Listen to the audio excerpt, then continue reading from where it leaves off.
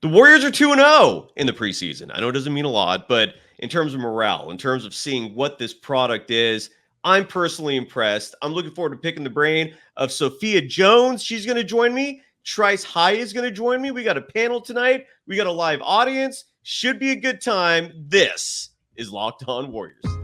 You are Locked On Warriors, your daily Golden State Warriors podcast. Part of the Locked On Podcast Network, your team every day.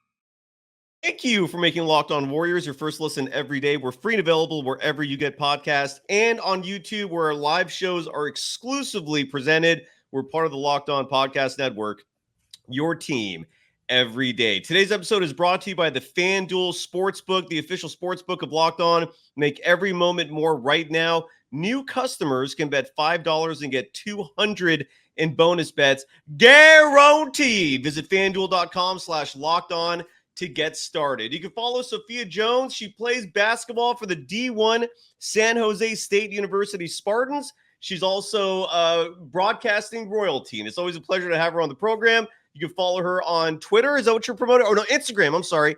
At Sophia Jones with an extra S and the number 2. Did I get that right, Sophia? It's 3 S's in total at the end. 3 S's. My sincere apologies for that. So it's at Sophia Jones with 3 S's at the end and the number 2. And then Trice High, who is producing and releasing this incredible 5-part Stephen Curry documentary. Pleasure to finally have you on the show. I'm thankful you involved me in that project. You can follow Trice, subscribe to Trice's YouTube channel at Trice Official. That is where all your content is. Trice, great to meet you, man. How are you doing tonight? I'm doing well, man. I really appreciate you having me. Hell yeah, man. I appreciate both of you being here. So we're following this. It's live. The audience is in the house. We're going to get some numbers tonight. Likely it's Friday Night Live. You're damn right, Macchiano. Let's go Warriors. And the Warriors pulled it off. They're 2-0 now. Sophia, I will start with you. What is your immediate reaction? The Warriors are trailing at times. I thought the Lakers were just shooting it off the charts. I didn't think the Warriors could have played much better, in all honesty, but the Lakers still had the lead in the first quarter and the first half, but the Warriors pulled off. Your reaction to the Warriors being 2-0? For the first game especially, I was like, okay, LeBron's out. You can kind of, expect it a little bit. But for this game with LeBron playing, I thought it was really impressive that the Warriors were able to pull it off. I was a little worried seeing the 70 points in the first half. Yeah. But they were able to kind of collect themselves and get it together on offense and defense. And I was really impressed with the way that the new young core was able to pull out that win. Hell yeah. The second unit is what is sticking out to me. Trice, you may be a little more impartial. I know Sophia, you're not a Warriors fan, right? I mean, you grew up, I believe, in Miami or somewhere around there. Who's your team before you go to Trice?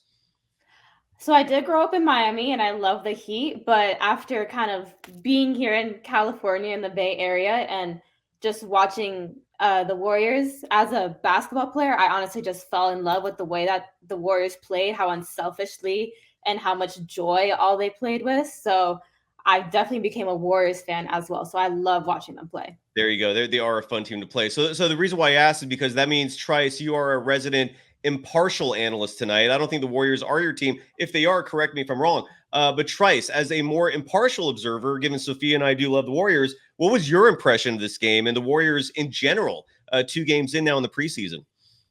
I will say I grew up a Chicago Bulls fan. Like D Rose is kind of who got me into basketball back in the day. My uncle was a big Jordan fan, so I grew up a Bulls fan. But Steph Curry stole my heart when it came to basketball, man. I've been a Warriors fan pretty faithfully ever since he really came into the league. So the Warriors have been the main team I follow for a while now. I was really happy to see, as Sophia mentioned, just the way the young guys have really kind of started to develop.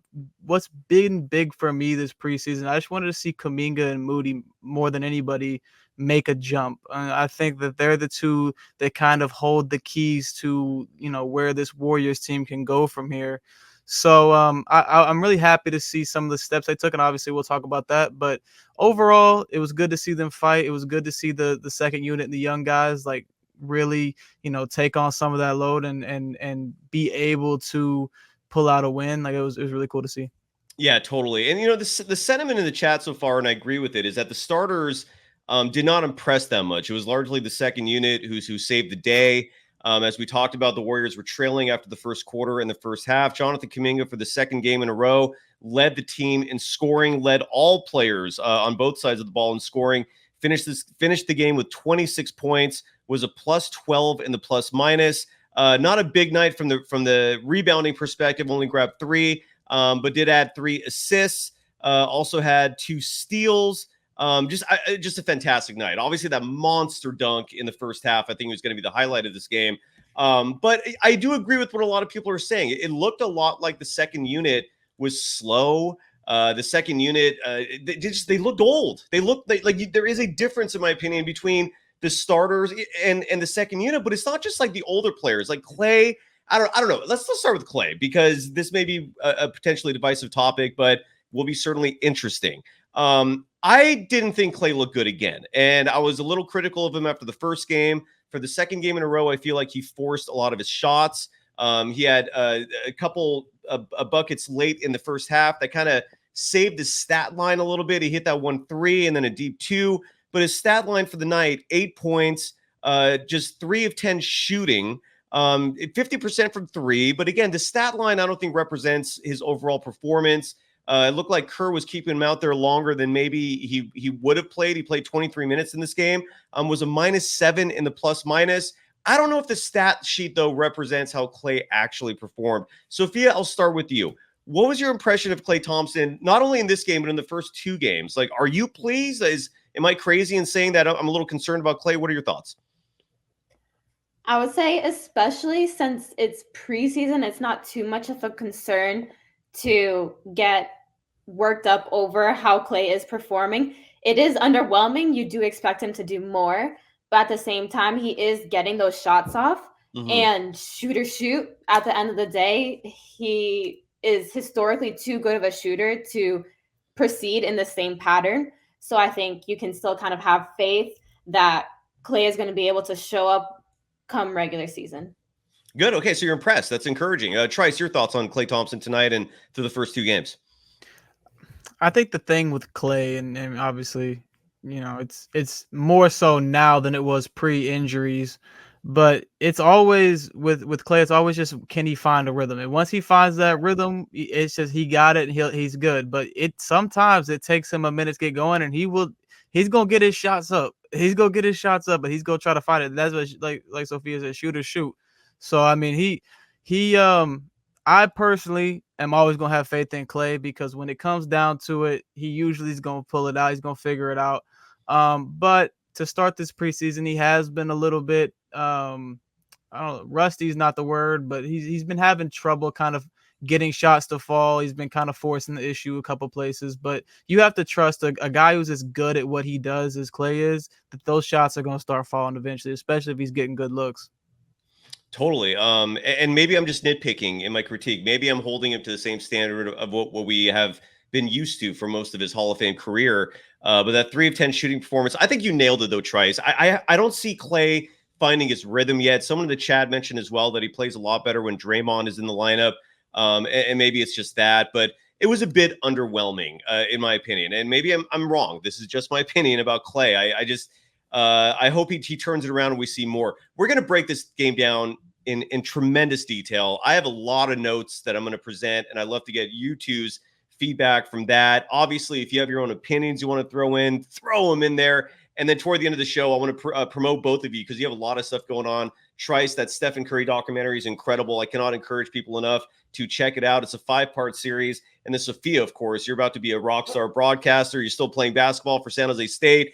So you know this game as well as anyone. We're going to talk about you two, this game tonight, and a whole lot more. Let's get some love first, though, to our sponsor tonight, which is, I believe, FanDuel. Where are we at? Yes, it is FanDuel, the official sportsbook of the Locked On Podcast Network. Have either of you two ever played with FanDuel, like in terms of opening the app. Sophia, you might not even be 21 yet. So if that's the case, disregard the question altogether. Are you 21, Sophia? I am actually. Okay, Yeah, I turned 21 this past year. So, well, happy early birthday on that, or belated birthday. I'm sorry. Have either of you then, in that case, played FanDuel? Because we can't play it here in California.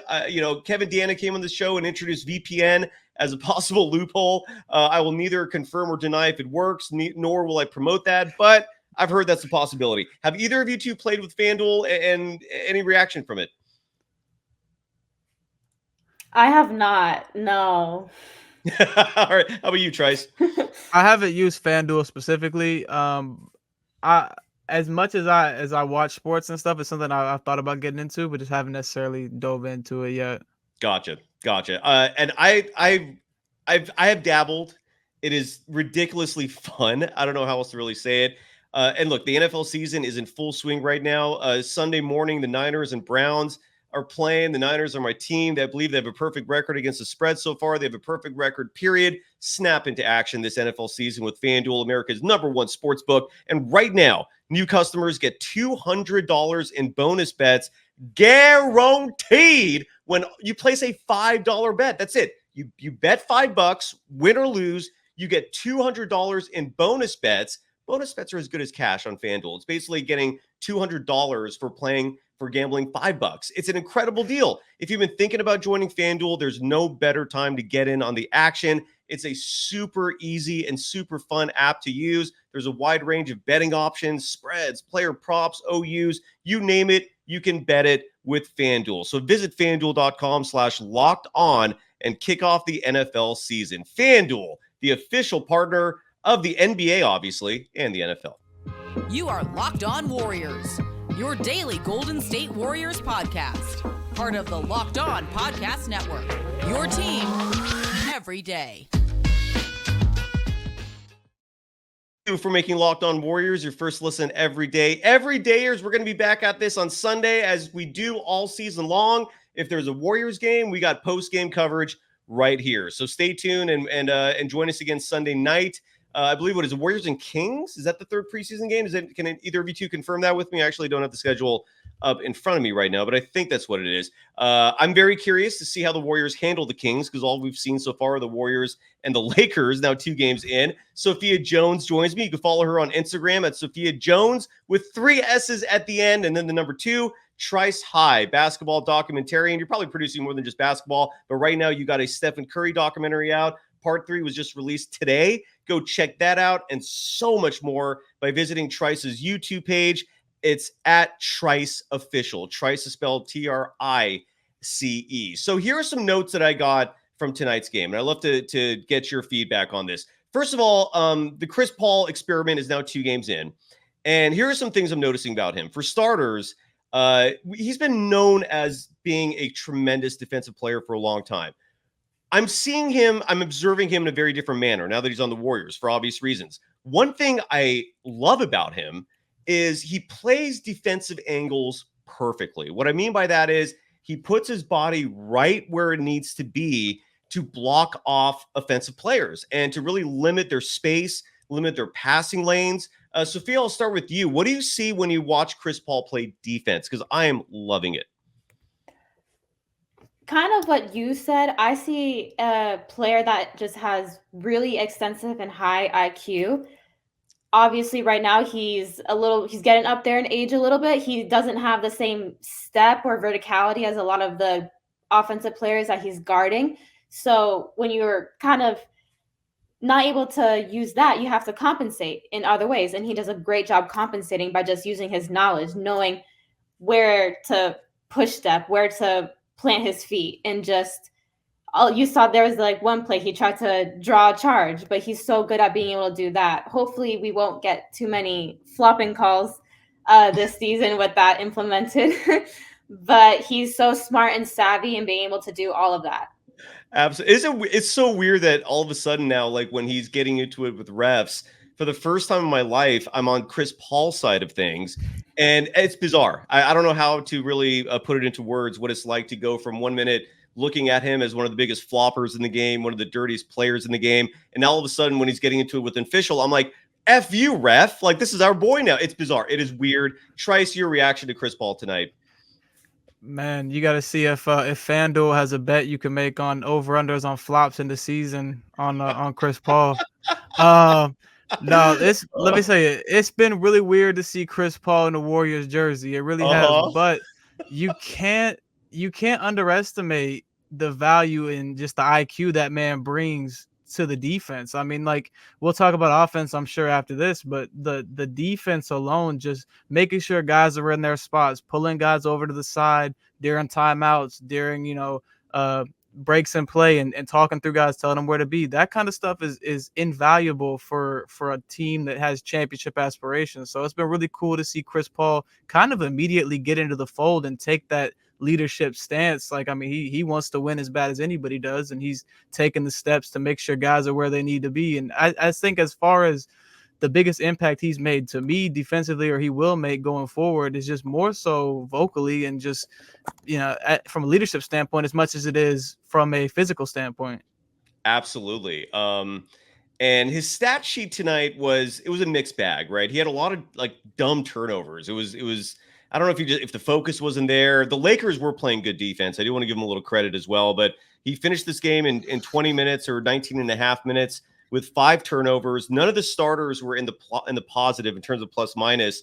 Klay was -7, Wiggins -8. And we're going to talk about all these guys. So folks in the chat, bringing up the young players, we will talk about Podziemski because he's looking good. We'll touch on that in a moment, but none of this are. Steph was -6, Looney -4, Chris Paul -9. They finished the game though with 6 points on 2 3-pointers. He was 2 for 3 from beyond the arc. So I thought that was encouraging. And I also love what someone in the chat mentioned in terms of not about his constipation. Don't make me laugh. Come on. And whoever, this troll, I got to keep an eye out for a troll who's just barraging our chat tonight. I'm trying to stay ahead of it. But Chris Paul, his mentorship of Jonathan Kuminga, I think is huge. Sophia, I'll start with you. Like, I am seeing them talk a lot. Kuminga has said in interviews that Chris Paul and Rudy Gay have taken on this mentorship role that Andre Iguodala was kind of carrying last year. You play for San Jose State right now. I imagine there's seniors or upper level players on your team that really make a difference in terms of mentorship. What are you seeing, if anything, in regards to Chris Paul mentoring Kuminga and maybe to a lesser extent Moses Moody? Well, I would say when you look at a player like Kuminga, he relies a lot on his pure athleticism. So having someone like Chris Paul and just those older players being able to tell him and give advice and offer more of those nuances to the game helps to really expand his IQ. It only ends up making him a better player at the end of the day. So you see Kuminga, you saw he was scoring at a very efficient rate today. And it looked really smooth. It looked easy. So having someone like Chris Paul be able to just give you little tips and tricks and insides and out is really invaluable. Totally agree. Trice, any thoughts on that? Yeah, I mean, I thought it was really cool seeing him pull Kuminga over to the side and talk to him quite a bit. Like, you noticed at the end of the game after Kuminga shot the free throws, he had him over on the sideline, was talking to him. They were laughing, dapping each other up. Like, it's cool to see, like similar to what we said earlier, like Chris Paul embracing that leadership role, but also that mentor role. And Kuminga needs that. These young guys, there's a underlying young core here that need that guidance, and who better to do that than Hall of Famers like Chris Paul, Steph, Draymond, Klay. Like, these guys are people who can show them the way. Now it's up to the young guys to follow suit. Absolutely right. And Stephen Curry, real fast in tonight's game, did score 18 points. He was 5 for 8 from the field, 2 for 4 from 3, 6 for 6 from the line. So Steph had a solid game, even though he finished -6 in the plus minus. Well, I bring Steph up because one thing I didn't like in this game, and I saw this a lot in the Lakers series, Sophia, I'd love to know what your thoughts are, and that is Steve Kerr for some reason. And I don't know if it's just out of necessity. I don't know. Maybe this is what he wants to do. I don't like Stephen Curry guarding Austin Reeves. Austin Reeves is a bigger player than he looks on the court, and he gives people fits. And I don't like that matchup. To me, it's like it's an injury waiting to happen. Austin, to me, is too big for Steph. He pounds him in the post a lot. I don't like that matchup. And Austin Reeves had a good game tonight. Finished with 16 points. Was even in the plus minus. But again, Austin Reeves to me is a baller. It's incredible what this player has turned into. Sophia, why do you think Kerr is putting Steph on Austin Reeves so much? Is it just a necessity thing? Do you understand what Kerr's doing? What are your thoughts on that defensive matchup? For the Lakers, they're a very long, tall, lanky team. So I feel like there really isn't a great matchup for Steph to be on. I would say now, especially in the preseason, is a great time to get reps and try to improve that.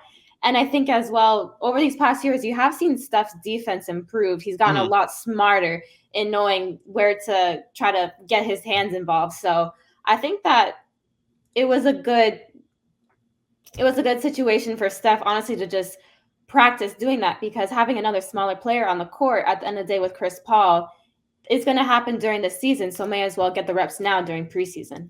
Yeah, totally. I guess the only other player I could have seen Steph guarding out there was D'Angelo Russell, and that's who Chris Paul was guarding. Trice, what are your thoughts on that matchup? Are you happy with it? Anything you want to add? It's a tough matchup for Steph. Austin, you got to give him a little bit of credit. He's a crafty player. Yes.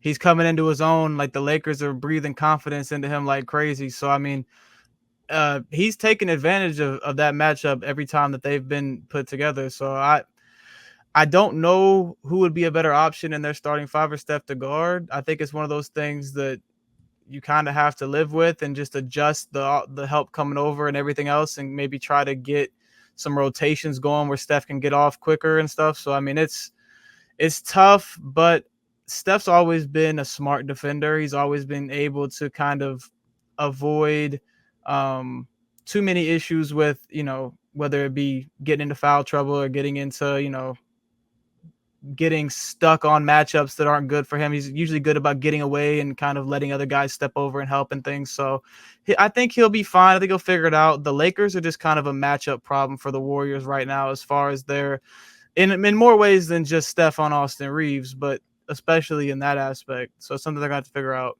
Yeah, and again, this is the price you pay when you start both Chris Paul and Stephen Curry. And I don't know. And the only other player I could think of that Steph could guard instead would be D'Angelo Russell. I don't know if that's a speed issue in terms of Steph maybe getting exhausted, but Steph rarely gets exhausted. So I don't know what's going on there. Maybe maybe it's just not that big of a deal. Continuing on in my notes, the Lakers scored 37 first quarter points, but they also shot 60% from beyond the arc. There just wasn't much the Warriors could have done there. The Lakers also had 0 turnovers in that first quarter. They were just on fire. So I thought, despite the fact that the Warriors were down early in the game, they were doing fine. And the end result shows that the Warriors came back and they won the game, thanks in large part to a second unit, including Podziemski, Kuminga. We'll talk about them in a moment. One thing I saw in this game, I didn't see a lot of it, and I'd love to get your two's thoughts on this. The Warriors were actually playing a full court press. I don't know if you saw that. It was early in the game. I think it was mostly in the first quarter and maybe first half. I don't know if I've ever seen the Warriors play a first quarter press in my life. I'm sure they have, but I was starting to think, I'm like, when have I seen this? Couldn't think of one moment. Again, maybe it's a stoner brain of mine that's preventing me from remembering when this has previously happened. But I was seeing a full court press. I was seeing a zone defense that was overly aggressive. Like Kuminga was defending up at the half court line in a zone. That was a new wrinkle. That's not something I've seen before. Sophia, did you notice that as well? And your thoughts on the Warriors going full court defensively and adding some half court pressure with the zone? What do you think about that? I did notice that. I would say one of the issues that the Warriors have struggled with last year, and you saw it a little bit in this game, is defending without fouling. And when you're able to go into a zone, that kind of limits the one-on-one defense that guys have to play. So you're able to not get as many foul calls. As well as when you put the pressure full court, it allows for less time for teams to get into their half-court offense, which the Warriors also struggled to defend a lot of downhill actions. So I felt like the full court press was a good move. Same. And I think Kev adds a great point that Gary Payton II and Brandon Podziemski, they're such aggressive defensive players. You can implement a full court press a lot easier with personnel like that. I especially loved how Gary Payton II looked in both these first two games. He looks like the GP2 of the championship Warriors 2 years ago. He looks damn good. Trice, your thoughts on that defensive scheme? Did you notice it yourself? Any thoughts you want to add? Yeah, one thing I'll say about Gary Payton, I'm just happy to see him healthy. I don't think he was ever healthy when he was in a Warriors uniform last season. He just never looked like himself. He was a step slow. Yeah. But seeing him these past two games, he does so much on the defensive end that it's invaluable the gaps he can fill between like guards and bigs and rotations and things that he does is really great to see. And I like seeing Kerr getting aggressive in a preseason game. I mean, that's against the Lakers, someone who eliminated them last year. Like, I mean, I like seeing Kerr say, hey, we're here to win the game. And I think Doc Rivers, who I'm not sure how I feel about him on the broadcast yet, but I think Doc Rivers at the end of the game pointed it out, how he noticed Kerr being more aggressive in his coaching schemes during the game. And I think Kerr wanted to see what the young guys had tonight. And that second unit is great for a full court press lineup. I mean, man, when you're talking about Gary Payton and Kuminga, the length that they have, and Moody, some of those guys. And then obviously the Brandon is another guy that now comes into the fold. So you got some guys on the defensive end in that second unit that can really like cause some havoc. Hell yeah, you're absolutely right. Trice, you brought up the broadcasters. Let's go off on a side tangent for a moment there and talk about that. Sophia, you are as close to an expert as could be on this subject. Your dad is a legend. Mike Breen in the 1A lineup of NBA broadcasters, but your dad has sat in that seat. He filled in for the NBA Finals. In my opinion, he's just as good as Mike Breen. And they have a new lineup. Mike Breen is joined by Doc Rivers, who replaced former Warriors coach Mark Jackson. I always thought that was a little awkward every time the Warriors would be on national TV and there's Mark talking about Steve Kerr. I mean, he's got to have personal feelings about that. So now you have Doc, which was a total different wrinkle. And the Doris Burke is now a permanent member of that first unit. Sophia, your thoughts on listening to that A lineup of ESPN in their debut tonight? It was definitely jarring at first because I wasn't used to it, I would say, especially with Doc Rivers' voice. It can kind of catch you a little off guard. Yeah. But I enjoyed listening to them. I thought they made some really great points. My dad usually works with Doris a lot, so I love Doris. I loved hearing her on the broadcast, and I thought it worked well. I'm interested to see kind of how their team goes moving forward. Absolutely. Trice, your thoughts on the broadcast unit tonight. I mean, I know there's nothing to do with basketball, but look, we're inviting these individuals into our homes. And what was your thought listening to them tonight? Well, first things first, I didn't realize Mark Jones was Sophia's father. That's fire. I mean, Mark Jones is that's my guy. Like, hell yeah. Deep like the fries at the bottom of the bag or whatever he says with some of his that in his bag like the fries at the bottom or whatever. I mean, that line is, every time he says that, I'm like, oh my God, he's got bars for days. So Mark Jones is my guy for sure. So that's cool.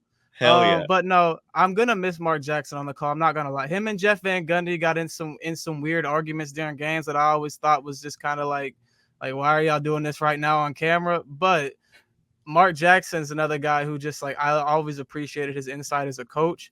Now saying that, Doc Rivers did provide some cool insight having just got off the sidelines. So like when he was talking about, there was one part in the broadcast he was talking about how the coaches feel when all the players want them to challenge calls, and he was like, everybody always comes to you, they want to challenge every call. And that was a cool insight because like obviously like he just got through having to deal with that in big games, so that was cool. I thought that was it was interesting to get that insight. I think it'll grow on me over time. It's just hard to hear that change. It was very sudden.